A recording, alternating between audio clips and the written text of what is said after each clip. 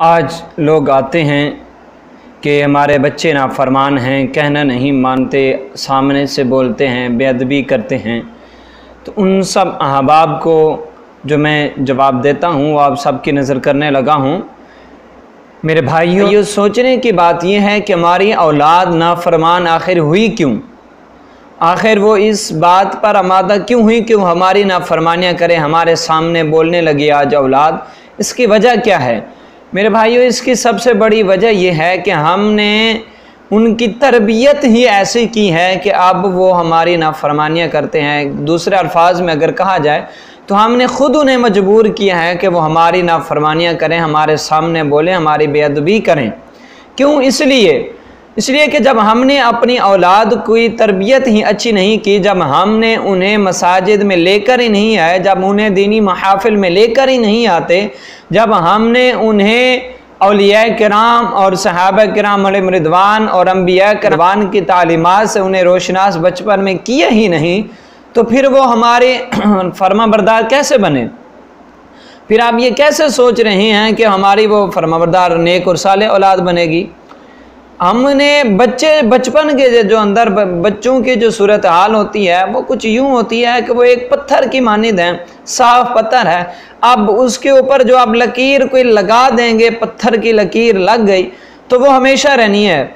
अब बचपन के अंदर जो बच्चों का ज़हन है वो भी इसी तरह है, इंतहाई कच्चा ज़हन होता है। उसके अंदर अब आपने जो कुछ फील्ड करना है वो पूरी ज़िंदगी उसके अंदर रहना है।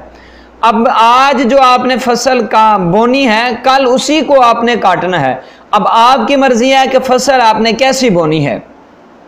आप अपने बच्चों को मसाजिद में लेकर नहीं आते जी, बच्चे मस्जिद में शोर करते हैं जी, सरकार ने मना फरमाया बच्चों को मस्जिद में लेकर ना आओ, बच्चों को मस्जिद से दूर रहने का हुक्म सरकार ने फरमाया। भाई कौन से बच्चों का हुक्म दिया सरकार ने?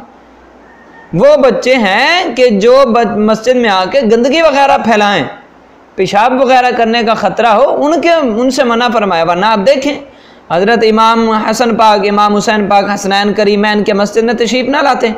सरकार नमाज पढ़ा रहे हैं, हज़रत इमाम हुसैन पाक आते हैं, पीठ के ऊपर आके बैठ जाते हैं, बच्चे ही है ना भी। इसी तरह हज़रत हसनैन करीमैन सरकार जुमे का खुतबा दे रहे हैं, हसनैन करीमैन तशरीफ़ लाते हैं और गिरते हैं, उठते हैं। अब अंदाज़ा लगे उनकी उम्र कितनी होगी, कभी गिरते हैं कभी उठते हैं। सरकार मिंबर से तशरीफ़ लाया, उन्हें उठाया, अपने पास बिठाया। क्या सरकार ने कभी जाके सैयद तैयब ताहिरा सैयद फातिमा ज़हरा से जाके कभी फरमाया कि आप बच्चों को मस्जिद में ना भेजा करें? हरगिज़ नहीं।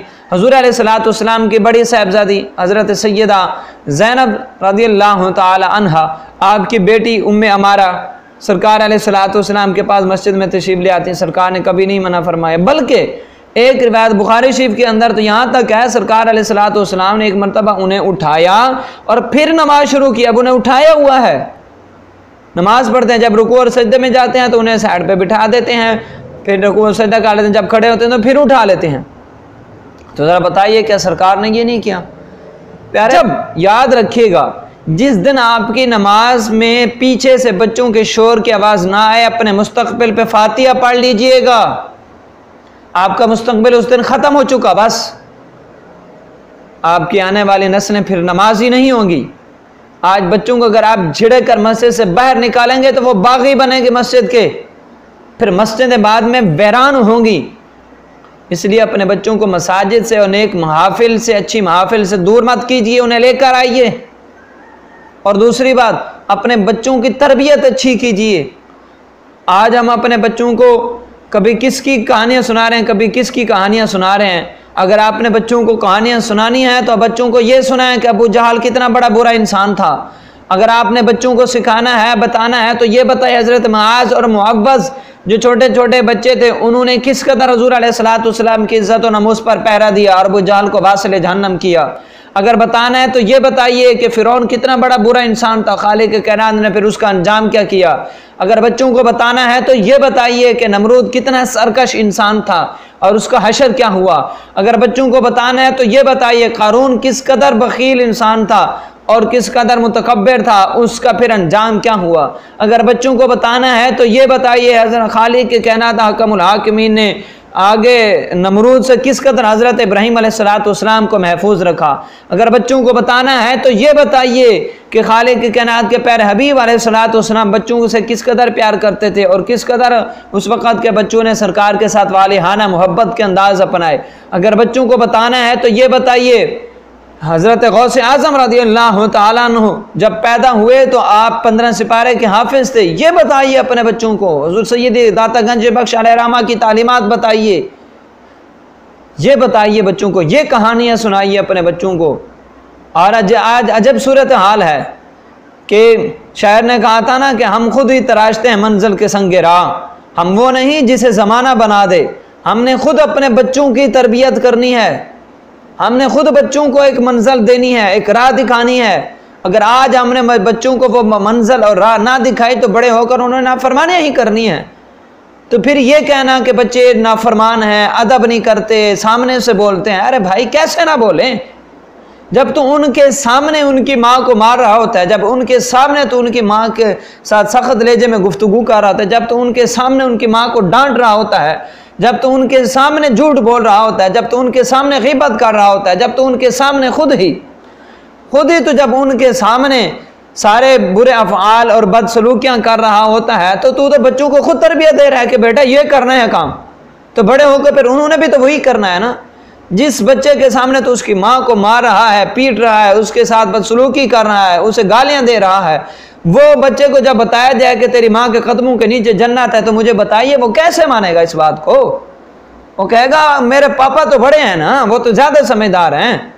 अगर मेरी माँ के कदमों के नीचे जन्नत होती तो मेरे पापा मेरे मम्मा को क्यों मारते, किस लिए मारते, उसे क्यों डांटते, उसे गालियाँ क्यों निकालते?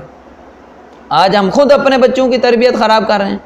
हुज़ूर सैयदी गौसे आज़म रज़ियल्लाहु ताला अन्हु 15 सिपारे के हाफिज़ पैदा हुए तो कैसे हुए? क्योंकि आपकी वालिदा मोहतरमा 15 सिपारों की हाफिज़ थी। जिस वक़्त आपकी वालिदा मोहतरमा आपको पेट के अंदर थी, चलते फिरते, झाड़ू देते, घर की सफाई करते, कुरान पाक की तिलावत करती रहती थी। माँ के पेट में उन्होंने माँ से सुन सुन के 15 सिपारे हिफ़्ज़ किए हैं। आज हमारी माँ की क्या हालत है? आज हमारी माँ तो जब बच्चों को दूध पिला रही होती है, सामने टेलीविज़न चल रहा होता है, वहाँ म्यूज़िक चल रहा है, गाने चल रहे हैं, ड्रामे चल रहे हैं, फिल्में चल रही हैं। तो फिर बच्चों ने वही कुछ करना है ना बड़े होके।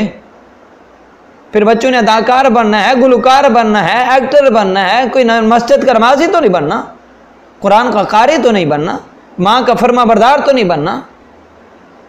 उस हज़रत इमाम हुसैन पाक को देख लें, मन करबला के अंदर उन्होंने जितनी बड़ी कुर्बानियाँ अदा की, कैसे की? चारों तरफ से दुश्मन है, तीरों की बरसात है, नेज़े बरस रहे हैं, तलवारें चल रही हैं और आपने तिलावत कलाम मजीद नहीं छोड़ी। क्यों? आपकी वालिदा मोहतरमा सैयदा तय्यबा ताहिरा सैयदा फातिमा ज़हरा रज़ियल्लाहु ताला अन्हा जब आपको दूध पिलाती तो कुरान की तिलावत करती रहती थी। तो फिर बच्चा जब बड़ा हुआ तो फिर उसने मैदान करबला के अंदर वज़ीम शान किरदार अदा किया। इसलिए मेरे भाइयों, अगर चाहते हैं हमारी औलाद फरमाबरदार बने तो बचपन में उसकी तरबियत कीजिए, उसे नेक माहौल फराहम कीजिए, उन्हें मसाजिद में लेकर आइए, नेक महफिल में लेकर आइए, उनके साथ अच्छा सलूक, उनके सामने झूठ ना बोले, उनके सामने गीबत ना कीजिए, किसी के साथ बदसलूकी ना कीजिए, उनकी माँ की, उनकी बहनों के साथ नरमी से पेश आइए, उनकी माँ की इज्जत कीजिए। जब वो देखेंगे पापा मम्मा की इज्जत कर रहे हैं तो वो भी माँ की इज्जत करेंगे। जब माँ अपने शोहर की इज्जत कर रही होगी, जब देखें हमारी मम्मा हमारे पापा की इज्जत कर रही है तो वो भी अब बाप की इज्जत करेंगे, एहतराम करेंगे।